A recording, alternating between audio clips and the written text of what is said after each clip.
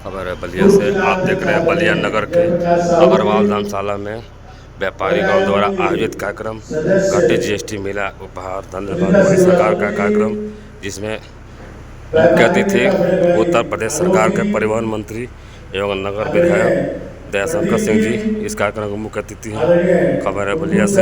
राजेश महाजन की खास रिपोर्ट। और जिनका आज जन्मदिन है के संयोजक आदरणीय आनंद जी, आदरणीय राहुल गुप्ता जी, आदरणीय अनुज सौरागी जी, आदरणीय ललित कुमार जी, के हनुमान पूर्व मंडल अध्यक्ष अभिषेक सोनी जी, ब्लॉक प्रमुख प्रतिनिधि आदरणीय नकुल नेतागण, बहुत लंबे समय से इस चुनाव में ड्यूटी लगा दी गई। उसके कारण भी पहले हम लोग सोचे थे कि इसको गंगा सभागार में इस कार्यक्रम को आयोजित किया जाएगा।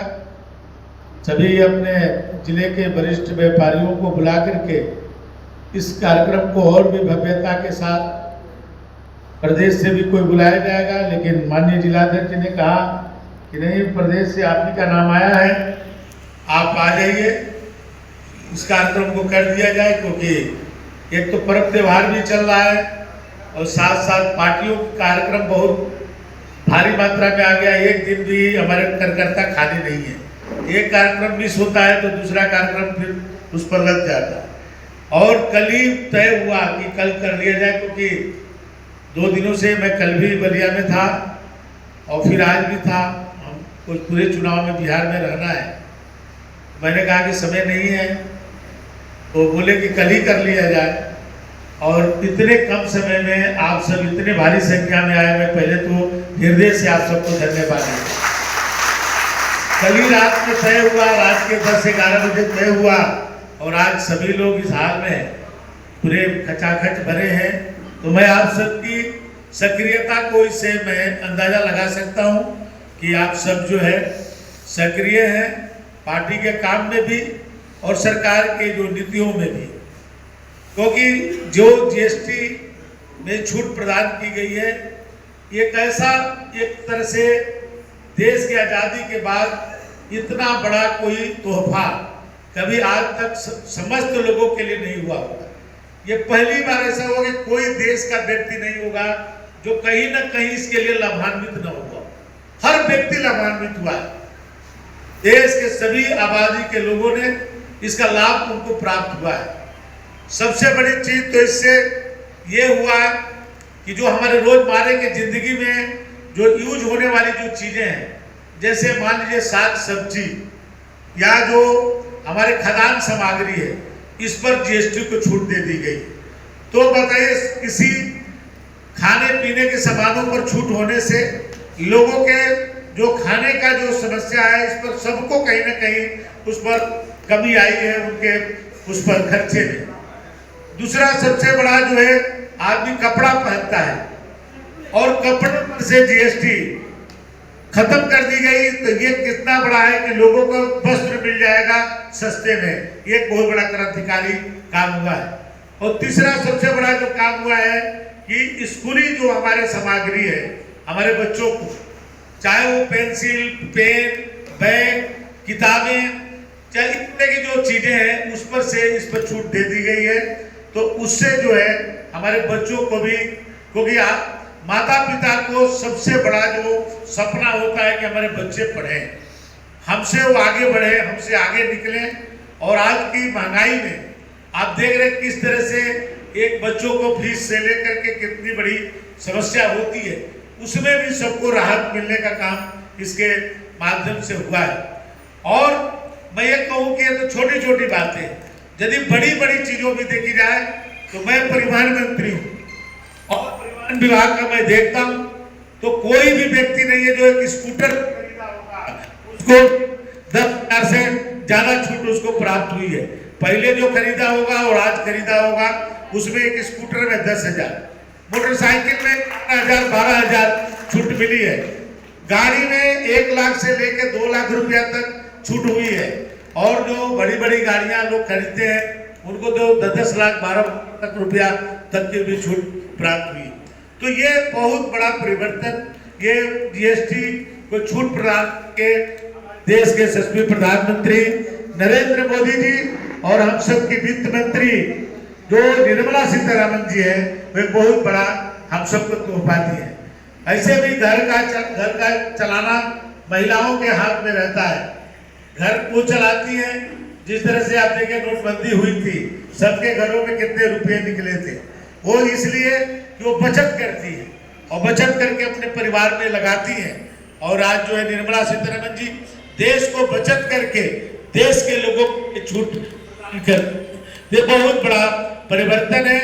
और जीएसटी भी लाने का काम किसी ने किया तो हमारे नरेंद्र मोदी जी ने किया, क्योंकि पहले आप व्यापारियों को कितनी दिक्कत होती थी, आप एक ही चीज को कई जगह से देना पड़ता, सेंट्रल अलग लेता था, स्टेट अलग लेता है, कोई स्थानीय स्तर पर और टैक्स लगता था, डिपार्टमेंट का अलग टैक्स होता था, तो एक ही वस्तु के लिए कई टैक्स देने पड़ते थे।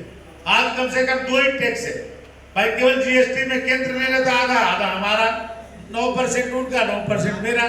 तो ये अब लोगों को जो एक शोषण होता था, लोगों को जो परेशान किया जाता था, उससे इससे एक तरह से उनको राहत प्राप्त हुई। और इससे तो बहुत ही व्यापारी ठीक है, उनको लाभ मिलेगा और आम जनमानस को उनके द्वारा लाभ प्राप्त होगा। तो ये बहुत बड़ा क्रांतिकारी परिवर्तन है। आज देश जो है आत्मनिर्भर की तरफ चल पड़ा है। पहले हम लोग एक सूच के लिए भी विदेश पर हम लोग निर्भर होते थे।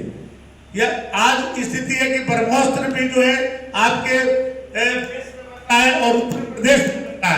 हमारे रक्षा मंत्री ने लखनऊ में जो ब्रह्मोस का जो हुआ है, सेना का जो फैक्ट्री बनी है, आप देखे होंगे कि इस बार का जो पाकिस्तान के साथ युद्ध हुआ था तो सबसे ज्यादा ब्रह्मोस्त्र का प्रयोग किया गया था, और उन्होंने पाकिस्तान को जो मार की वो स्वदेशी ब्रह्मोस्त्र था। तो आज हमारे हर तरह की चीजें आज अपने देश में निर्माण हो रहा है और देश अपना जो है आत्मनिर्भर हो रहा है। आज देखिए अमेरिका थोड़ा सा हम लोगों के ऊपर दबाने की कोशिश किया, लेकिन मोदी जी ने कहा कि हमें किसी भी देश के दबाव में आने वाला नहीं हूं, मैं अपने देश के लोगों को स्वयं राहत दूंगा और अपने ही देश में जो हमारे उत्पादन हो रहा है उसको बेचने की व्यवस्था करूंगा, जिससे आप देखिए कि अमेरिका को भी झुकना पड़ा और ट्रंप ने कहा कि मैं भारत आने के लिए तैयार हूं। अब बहुत जल्द भारत आकर के वो अपनी बातों को कहने वाले। ये केवल ये इच्छा शक्ति थी मोदी जी की कि मैं किसी के सामने नहीं झुकूंगा, और उनको करके दिखा दिए। आज हर क्षेत्र में आज देखिए, पहले हमारे सैमसंग कंपनी का भी मोबाइल जो आज सबसे ज्यादा प्रयोग होता है, पहले चाइना में उत्पादन होता था, आज नोएडा में 1.5 लाख मोबाइल प्रतिदिन उसका उत्पादन हो रहा है। उसी तरह से अभी हमारे बंटू जी बता रहे थे, आपके जो एप्पल कंपनी ने केवल भारत में उत्पादन नहीं किया है, भागवा में इस बार अपना मोबाइल बनाया है।